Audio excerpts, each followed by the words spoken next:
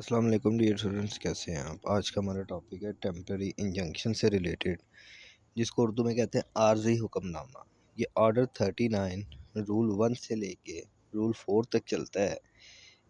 चलते हैं अपनी पहली स्लाइड की तरफ और इसमें देखते हैं कि इसके रेलिवेंट प्रोविज़न क्या डील करते हैं टेम्पररी इंजंक्शन को। अच्छा जी, order 39 rule 1 to 5 relevant provision है टेम्पररी इंजंक्शन के।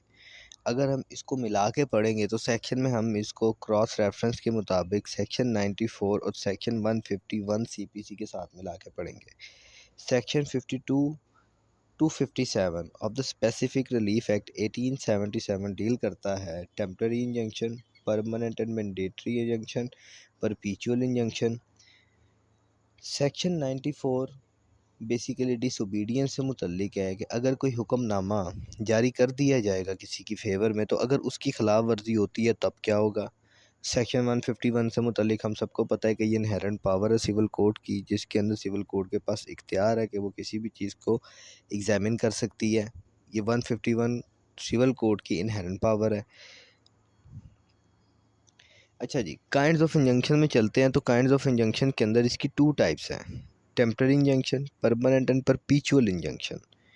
टेम्पररी इंजंक्शन क्या है जी, इसका मतलब क्या है टेम्पररी इंजंक्शन का, कि जब भी कोई प्रॉपर्टी तनाज़े के अंदर होगी तो क्या होगी, इन डेंजर होगी और बिंग वेस्टेड होगी, कि क्या होगा, उसको ख़तरा होगा ज़ाया होने का, या फिर ख़तरा होगा किस चीज़ का कि उसको नुकसान पहुंचेगा, या वो किसी को ट्रांसफ़र कर दी जाएगी, गलत तरीके से बेच दी जाएगी, या फिर एग्जीक्यूशन ऑफ डिक्री के अंदर गलती से या फिर गलत तरीके से क्या किया जाएगा, उसको बेच दिया जाएगा। तो इस सूरत में अगर कोई बंदा अदालत से रजू करता है तो अदालत ऑर्डर 39 रूल 1 के तहत क्या ग्रांट करेगी, उसको टेम्पररी इंजंक्शन ग्रांट करेगी।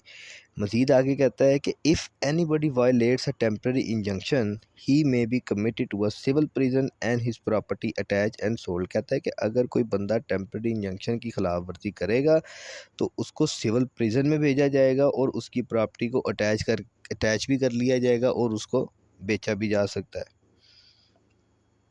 कंडीशंस क्या होनी चाहिए टेम्पररी इंजंक्शंस की। टेम्पररी इंजंक्शंस की बेसिकली 3 कंडीशंस है। पहली कंडीशन तो ये है जी कि प्राइमा फेशियाई केस हो, बैलेंस ऑफ कन्वीनियंस जो है वो प्लेंटिफ की फेवर में होना चाहिए, और अगर उसको ये हुक्मनामा नहीं जारी किया जाता तो उससे उसको नाकाबिले तलाफ़ी नुकसान होगा। मिसाल के तौर पे कि एक दावा दायर किया जाता है ऑर्डर 39 रूल 1-2 की एप्लीकेशन के साथ, कि जिसमें प्लेंटिफ ये इस्तदा करता है जी कि मैं 4 मरले प्रॉपर्टी मुताबिया का मालिक हूँ, ये मेरे टाइटल डॉक्यूमेंट है, ये मेरी रजिस्ट्री है, ये मेरा इंतकाल है, ये मेरे तमाम तर डॉक्यूमेंट हैं। तो ये 4 से 5 अफराद हैं जो डिफेंडेंट हैं, डिफेंड नंबर 1 to 4, जो क्या कर रहे हैं, मुझे इलीगली डिस्पोजेस कर रहे हैं, मेरी जगह पे कब्ज़ा करने की कोशिश कर रहे हैं। तो जनाब ये मेरे टाइटल डॉक्यूमेंट्स हैं, केस प्राइमा फेशियाई है, केस मेरी फेवर में है, बैलेंस ऑफ कन्वीनियंस भी मेरी फेवर में है। अगर जनाब ने इनको रिस्ट्रेन ना किया और प्रॉपर्टी का स्टेटस को मेंटेन ना किया तो इससे मुझे नाकाबिले तलाफ़ी नुकसान होगा। गुज़ाहिर सी बात, उन्होंने गिरा दिया, कब्ज़ा कर लिया, तो फिर उसके बाद क्या फ़ायदा। फ़ायदा तो तब है कि जब उनको मौके पर रिस्ट्रेन कर दिया जाए। और इसको इन्फोर्स कौन करवाएगा, इसको लोकल पुलिस इन्फोर्स करवाएगी। अच्छा जी, ऑर्डर 39 रूल 1 क्या है जी, temporary injunction may be granted by a court in a cases related to a disputed property. तो ऑर्डर 39 रूल 1 ने तो हमें ये क्लियर कट बता दिया कि टेम्पररी इंजंक्शन आर्जी हुक्मनामा में भी ये इनहेरेंट पावर है, ये इसमें शल नहीं है कि ये स्वाबदीद नहीं है कोर्ट की कि उन्होंने देना ही देना है, टेम्पररी इंजंक्शन ग्रांट करना ही करना है। ये मे की पावर इसलिए है इसके अंदर कि ये सिविल कोर्ट की पावर है, ये सिविल जज साहब का इख्तियार है कि वो अगर देना चाहें आर्जी हुक्मनामा तो वो दे सकते हैं। अदरवाइज़ वो किन चीज़ों से मुतल्लिक देंगे, जो डिस्प्यूटेड प्रॉपर्टी होगी, और उसके अंदर 3 कंडीशंस को देखा जाएगा कि जो प्रॉपर्टी डिस्प्यूटेड है वो डेंजर हो, या उसके ज़ाया होने का ख़दशा हो, या वो गलत तरीके से बेची जा रही हो, या फिर उसको गलत तरीके से बेचा जा रहा हो। तो अगर तो ये 3 कंडीशन ऑर्डर 39 रूल 1-2 में रूल 1 में फुलफ़िल करती होगी तो ऑनरेबल कोर्ट क्या करेगी, टेम्पररी इंजंक्शन उसको ग्रांट कर देगी। ऑर्डर 39 रूल 2 किससे मुतल्लिक है? बेसिकली ऑर्डर 39 रूल 2 जो है वो ओनली प्लेंटिफ में अप्लाई फॉर द इंजंक्शन। इसके अंदर जो प्लेंटिफ है वो सिर्फ इंजंक्शन अप्लाई कर सकता है, और उन केसों के अंदर टेम्पररी इंजंक्शन ग्रांट किया जाएगा जिसके अंदर क्या होगा, कोई ब्रीच ऑफ कॉन्ट्रैक्ट होगा, कोई ब्रीच ऑफ एग्रीमेंट होगा, कोई पार्टनरशिप डीड की खिलाफ वर्जी हो रही होगी, ठीक है, या कि जिसके अंदर इन्फ्रिंजमेंट ऑफ राइट्स हो रहे होंगे, मिसाल के तौर पर जिसमें कॉपीराइट एक्ट है, ट्रेडमार्क एक्ट है, ठीक है। तो इस तरह से अगर किसी के इन्फ्रिंजमेंट ऑफ राइट की भी खिलाफ वर्जी हो रही होगी तो ऑर्डर 39 रूल 2 के तहत उसमें भी टेम्पररी इंजंक्शन ग्रांट की जा सकती है। ऑर्डर 39 रूल 3 क्या कहता है? इसके अंदर ऑपोजिट पार्टी को नोटिस किया जाएगा। अगर तो ऑपोजिट पार्टी गवर्नमेंट है तो उनको कम से कम 2 दिन से कम और 7 दिन से ज़्यादा का नोटिस नहीं किया जाएगा।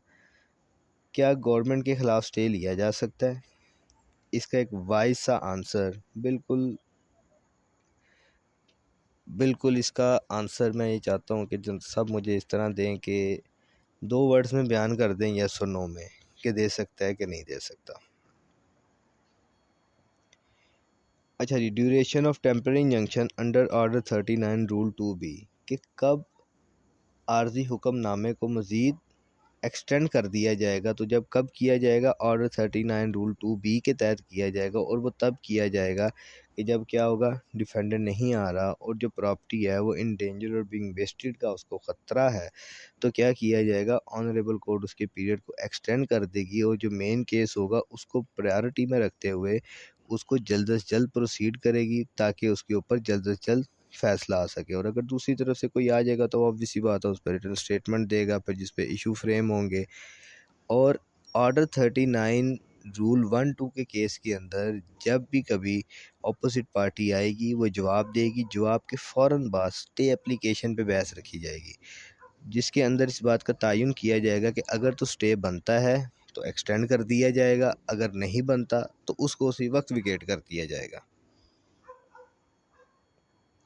अच्छा जी, discharge and set aside of order of injunction under order 39 rule 4। अच्छा जी, 39 रूल 4 ने हमें ये भी बता दिया कि किन स्टेज के ऊपर जाके इसको डिस्चार्ज और सेट असाइड कर दिया जाएगा। उस स्टेज पे सेट असाइड और डिस्चार्ज कर दिया जाएगा जब वो स्टे फ्रॉड मिस रिप्रेजेंटेशन की बेस पे लिया गया हो, या उसका मकसद जिस मकसद से लिया गया था वो मकसद फुलफ़िल हो गया हो, या change in term and conditions आ गई हो, अब उसके अंदर पहले टर्म्स और थी अब उसके अंदर शराइत हो रहे हैं, तब विकेट कर दिया जाएगा।